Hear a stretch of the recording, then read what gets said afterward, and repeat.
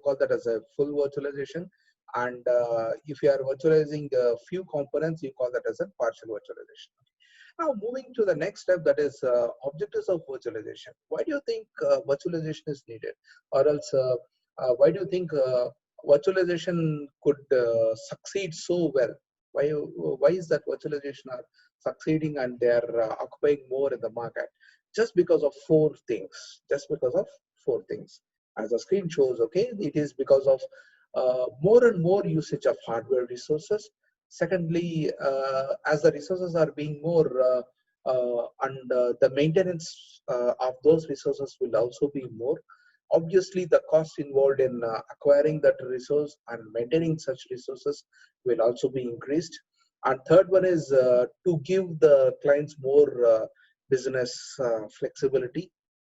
We will talk little later about the business flexibility, how and in what sense the flexibility in the business can be given. And the fourth one is to provide a secured transactions for the client, and also very low downtime, very low downtime. So we will discuss one by one. First one is increased use of hardware resources. Increased use of hardware resources. See, previously when you talk about one particular PC or a system, even you can take a laptop. Okay, so it is something around in the year 2000 or so. If you think about a laptop, you will be just worried about its storage part, and that is nothing but the hard disk part and the RAM part, and probably the graphics part. I don't think so graphics was much interested at that point of time. But later point of time, like when people started buying laptops after 2000, like around 2002 or 2003, before 2005, so people were worried about the graphics card, which used to come and as an additional entity. Like you got to purchase the graphic card separately, and then you have to get it installed.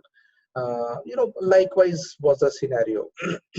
And I think you people might have come across assembled systems, not a what to say branded systems. If you go for branded systems, each and everything will be coming as part of the package. But for the assembled systems, you have to purchase each and every hardware entity, and then you got to assemble them. Like you can go your own hard disk, you can go with your wished RAM. Likewise, provided they should be compatible partners. That's what the people will be looking around. Okay, so being that the case, slowly what has happened is due to the evolution of the technology, many device support has to be raised in the laptops or else even in the PCs, because they have to withstand in the market. The competition is huge, and to occupy the most of the revenue in the market, so they have to give the resources in such a, sorry, they have to give the machines in such a way that it is compatible for any other hardware device, and any sort of connectivity is being allowed. Why not? Even you people can be seeing that few laptops will be coming up with the connectivity to what to say, HDMI cable connectivity will be there, and also serial bus connectivity for the projector kind of thing. Okay, so these connectivities are there.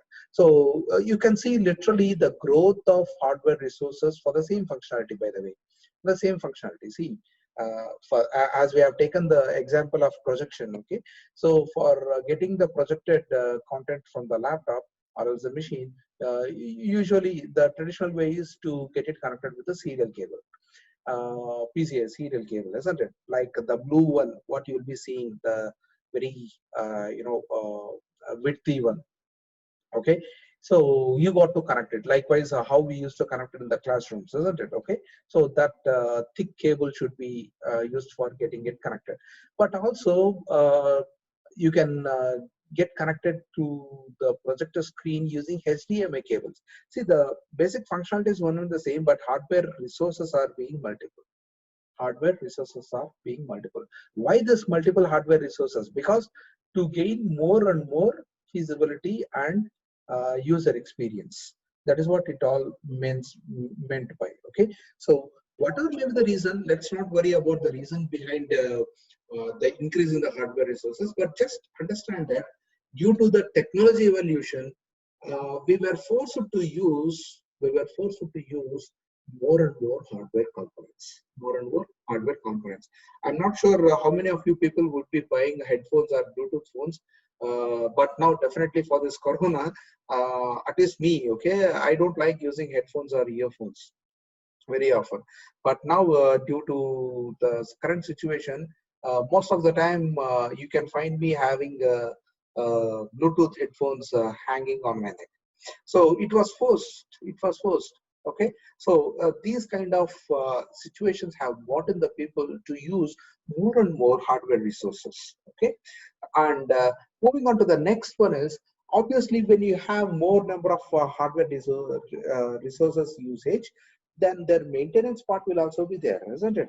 See, previously I used to charge only my mobile and my laptop, but now I have to take care of charging my Bluetooth also. That's a kind of maintenance, isn't it? Okay. And also I need to check whether all the time whether this is properly placed or not, isn't it? Right. So these things will be adding up for maintenance part. See, at an individual level it will be easy for us to talk about the maintenance, and we can clearly claim that maintaining these hardware resources doesn't be much a complex task. But if you think about a commercial entity where the organizations are filled with yeah, hundreds of machines, and hundreds of hardware resources are being used in that. And definitely, don't you think maintenance of all such hardware entities will be a really a complex matter, isn't it? Right. So also you got to think about indirect entities, in the sense these entities will not be directly attached to the resources in the form of maintenance, but these help the maintenance in lowering the maintenance. One best example I would give is air conditioning the room and UPS. See, these two are not directly related to any of the hardware resources that can be used in the system, but automatically when we think about a computer, or else when we think about the servers, okay, so definitely we'll be thinking about the power backup, and we'll be providing that by the means of this UPS, or else by the generators or some other medium, isn't it? Right. And also when it comes to the air conditioning, okay, definitely we think, okay, uh, the system should be or else the system's performance will be more when the temperature is in optimal way, like 25 or 26 degrees centigrade. Okay, so as we live, not only we, okay, most of the people live in varied temperatures. Either it will be more cold, that doesn't matter, but if you are living in tropical areas, then definitely the temperature will kill the efficiency of the system. Okay, so these are a few additional maintenance or else management kind of issues that can be adding up because of more and more usage of the resources. Okay, and the third one, sorry, the part of the second one itself, the cost. When you have more maintenance part, obviously you'll be incurred with the more and more cost also. So that means you got to spend more of your revenue in having it maintained itself, having it maintained itself. So unnecessarily you'll be buying, ending up with buying the ACs, isn't it? Right. So likewise, you can think about more and more cost involving, isn't it? Okay. So for example, if my laptop is equipped with only the HDMI, but unfortunately in our class we don't have HDMI connectivity, so we'll be having only serial bus connectivity. What should I do then?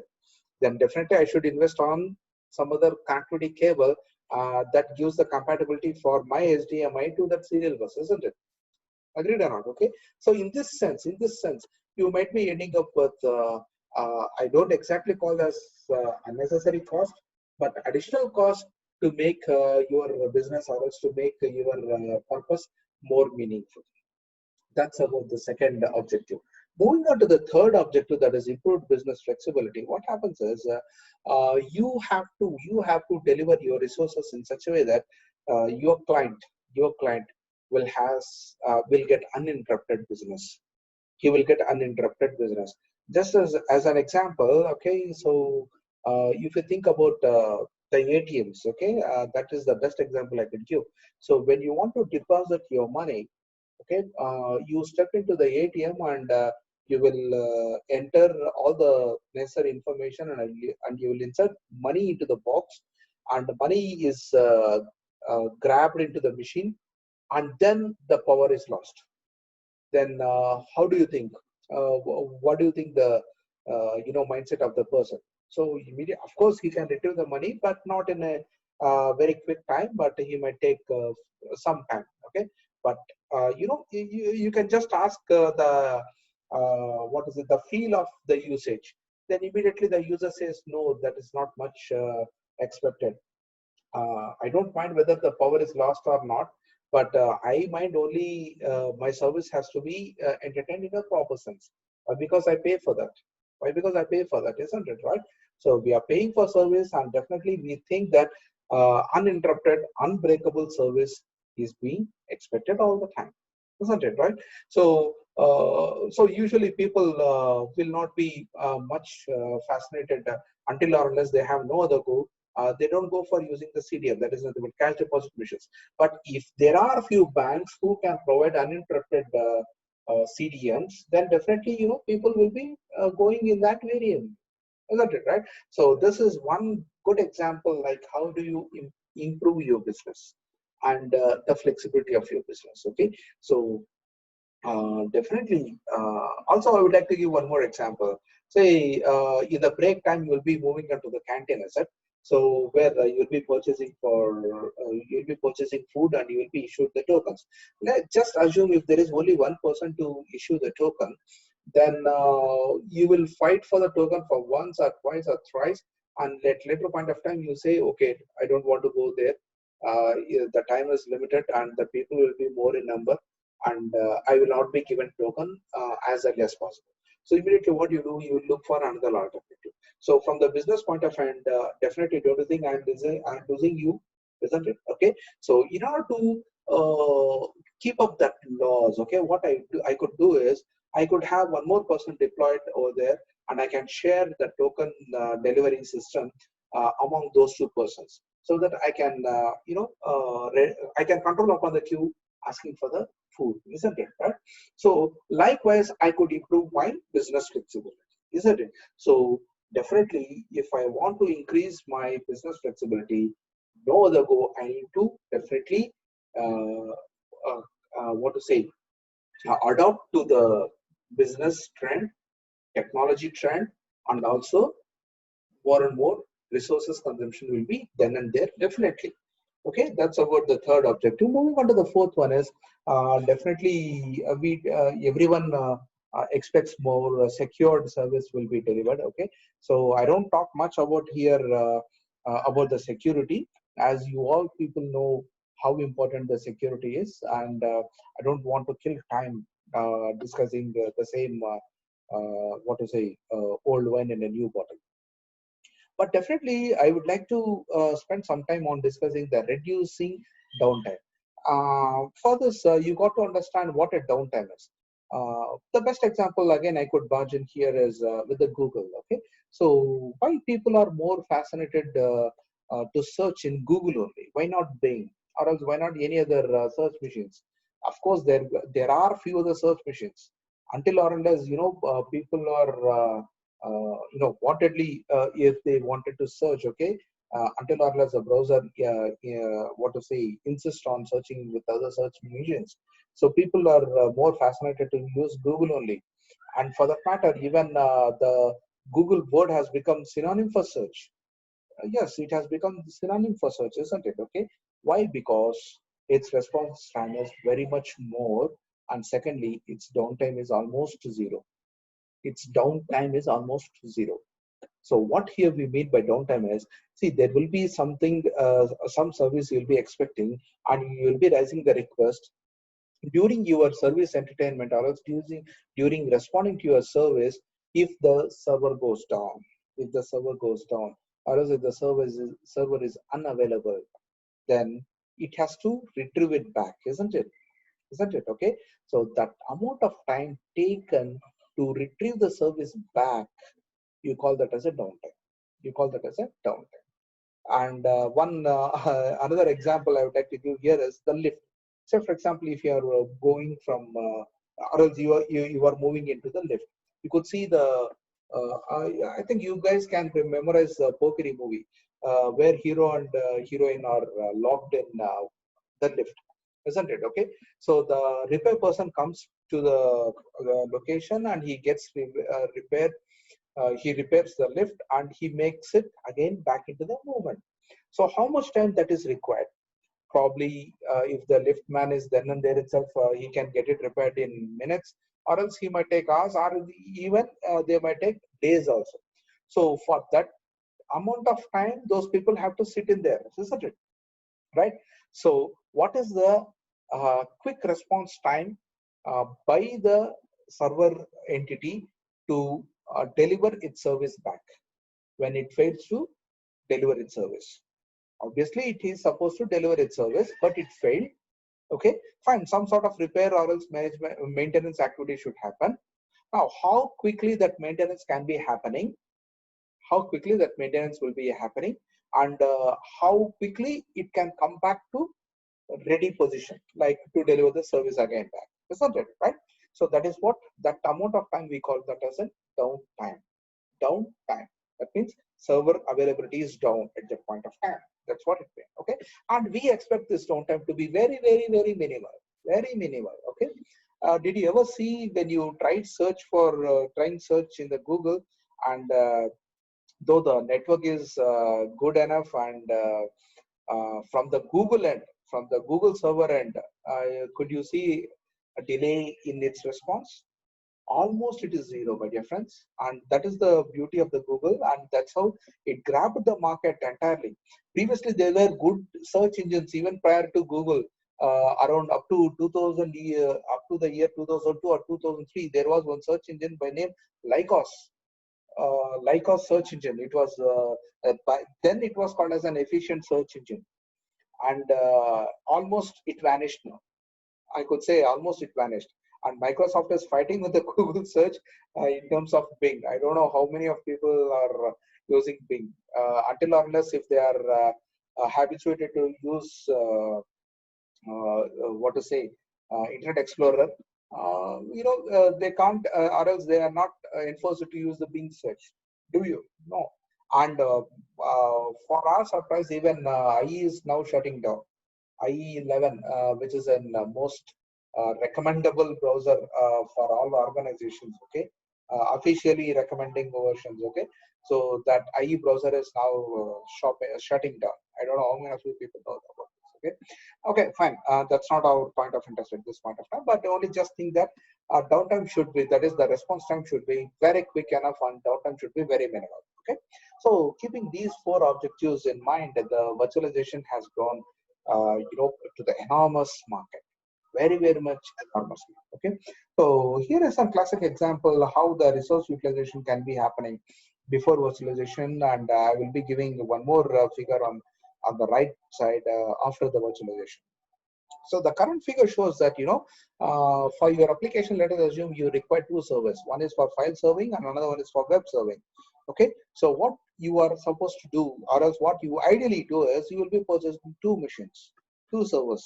And as you are purchasing two machines, definitely you will be coming across two maintenance, and two flow space, and two energy usage as well, isn't it?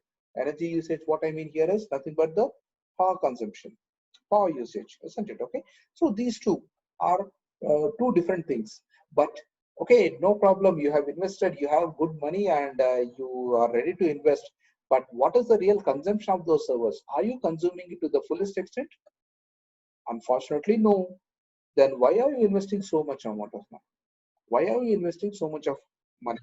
That is, you can see after virtualization, you can have in only one machine, you can have both web services and the file services. For that matter, even more services also you can have. So you could end up with buying only one machine, and hence only one maintenance, and only one the flow space needed is only for one machine, and obviously the power consumption is also only for one machine, isn't it? Right? So you could definitely feel the better utilization. You could definitely feel the better utilization. And along with this, the essence how we need to think about is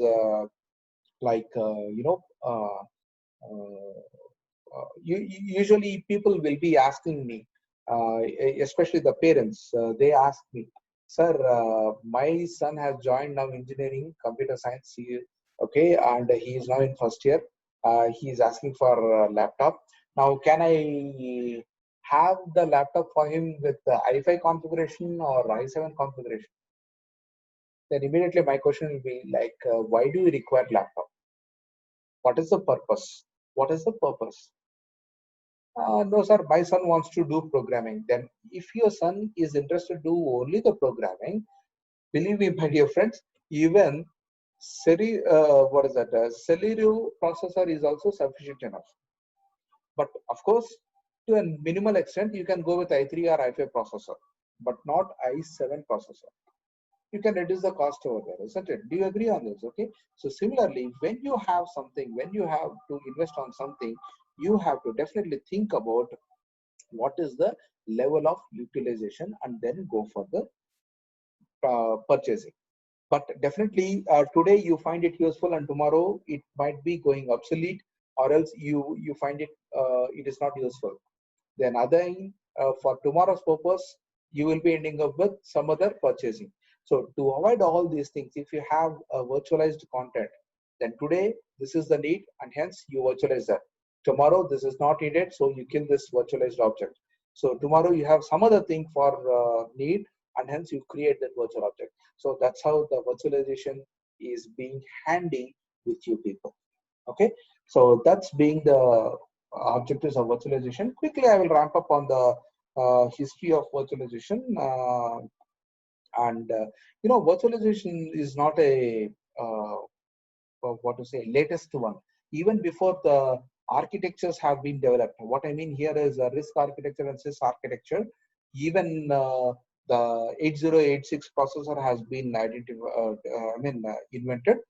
Virtualization was there, but it was used in another sense. See, by late in 1960s, IBM used to cater the services in terms of mainframe computers. But unfortunately, what was happening with the mainframes is, at one point of time, only one service or else one task is being executed by that mainframe.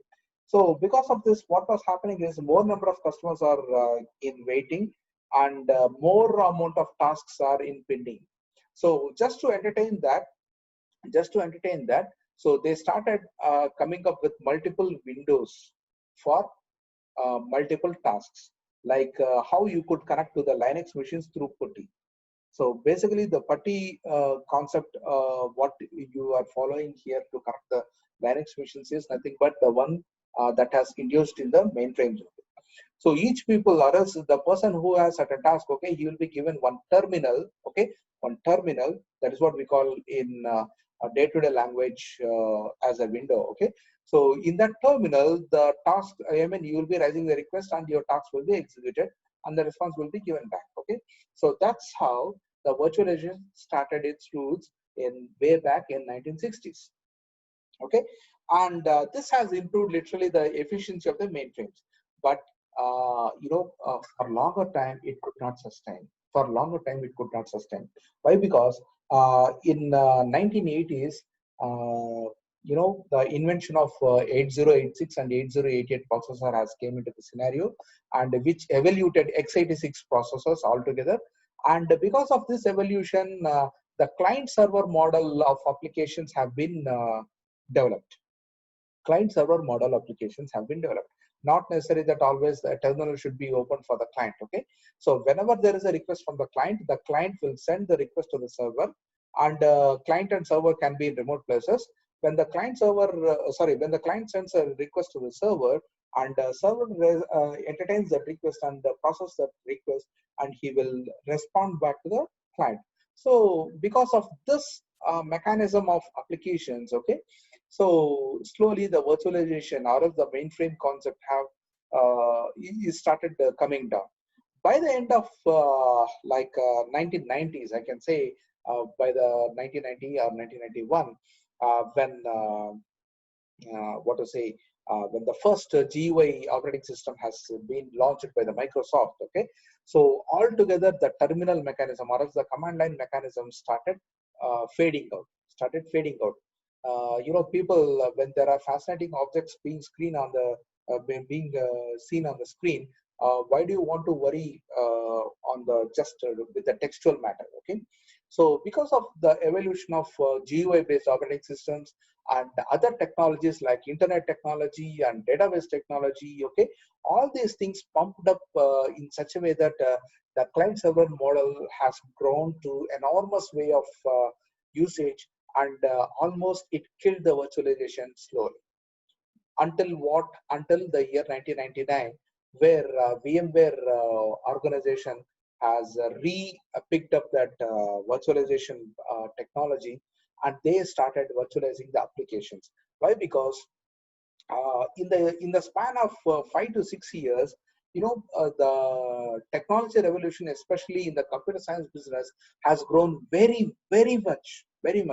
See, the operating systems were coming in, the most amount of applications were coming in. If you could see the evolution of all the computer science applications, okay, so most of evolution has taken place from the year 1995 to 2005. So in the span, most of the revolution has occurred. So to keep up with that revolution, to withstand the market, to be a competitor, a tough competitor in the market, for the first time, VMware organization has started commercializing the virtualization itself. They have started creating few applications where the virtualization component can be directly involved, and they started, a new era of virtualization has been started by them. We can tell in that sense. Okay.